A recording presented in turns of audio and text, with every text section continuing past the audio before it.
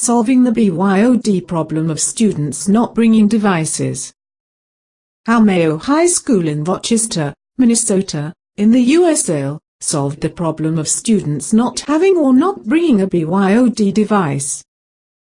Mayo High School is one of 3 public high schools in the Rochester Independent School District, home of the world-famous Mayo Clinic. Mayo High School was behind its sister schools in Rochester, Century and John Marshall, in adopting BYOD as a school-wide program. But according to the principal of Mayo, Tom Olson, being third cab off the rank was an advantage because we learned from the problems the other 2 encountered. Wireless infrastructure and teacher professional development had been recognized by the early BYOD adopters at Century School and John Marshall as areas to be addressed.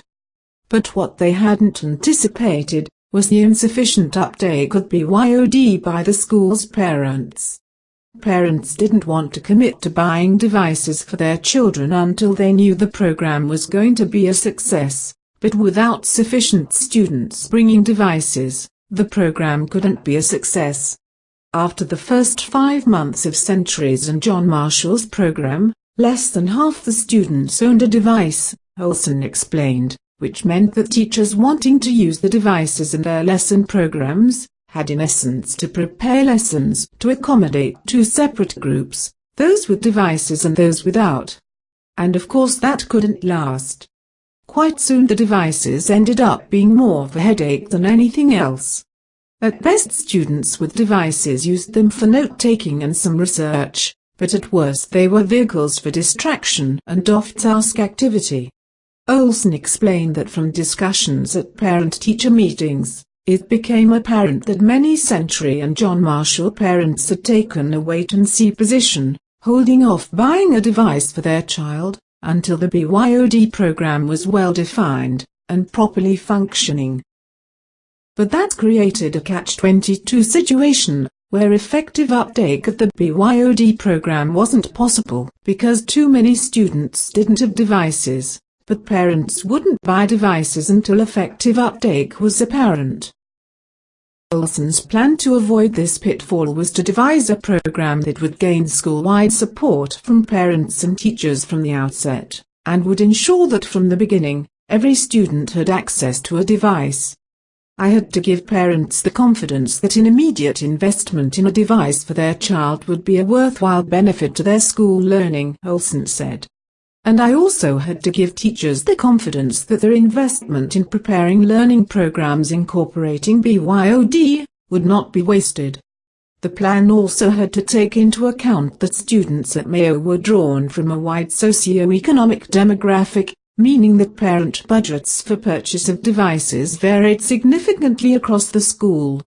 Olson's plan on how to achieve this was a bold one, but the main impediment to its success was the cost of devices. To which Olson found a solution, as detailed later. The plan had the following components.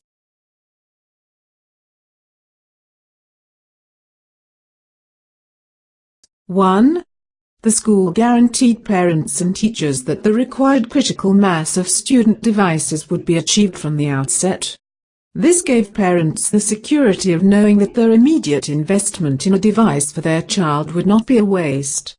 It also gave teachers the confidence that their work developing lessons that incorporated BYOD would not be wasted.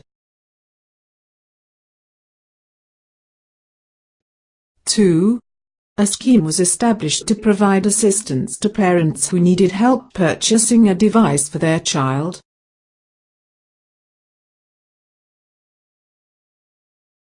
3.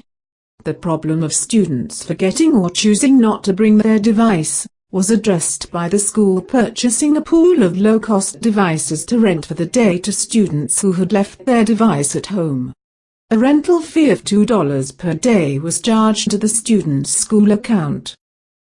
As part of their commitment to the BYOD program, parents were asked to sign a form authorizing the school to provide their children with a loan rental device on any day that the student left their device at home, with an agreement that the parent would pay the school the rental fee of $2 per day.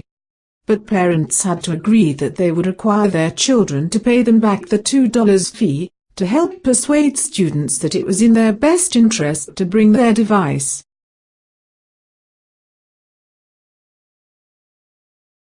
(4) Parents needing assistance with purchasing a device were offered a Purchase Assist program which piggybacked onto the loan rental program. The child would be issued on a permanent basis with a loan rental device.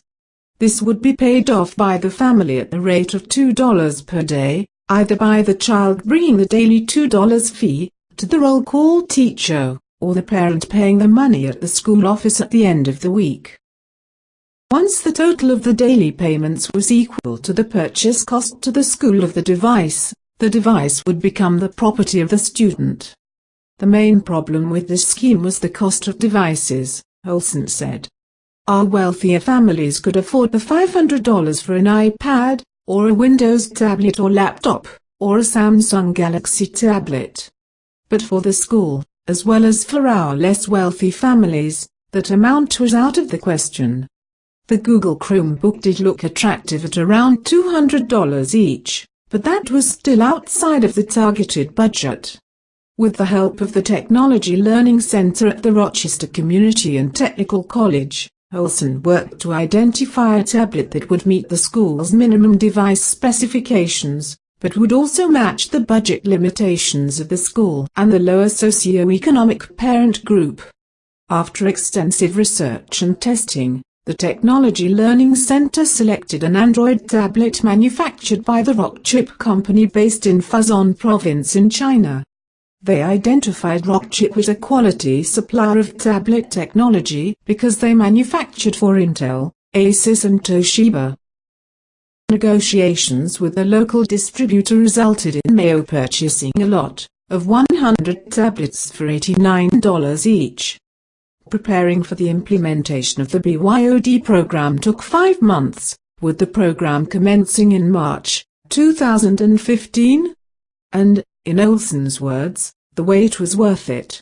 On day 1 of the program, 55% of students owned and brought a device, and by November, the average classroom device-to-student ratio was 89%.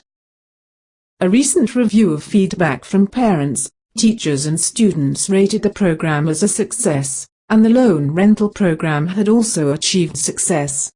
At first our pool of tablets was under a heavy demand, Olson said. But the disincentive of paying $2.00 a day persuaded students to remember their tablet.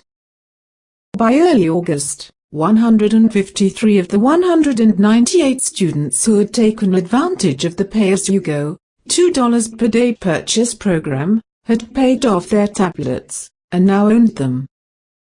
It's too early to extract formal research conclusions from the Mayo School BYOD program, but observational evidence suggests that engagement by students has increased, parental satisfaction is high, and teachers are positive about the use of BYOD in their teaching. And Olson is confident that the school will exceed all of its benchmarks for the 2015 to 2016 year.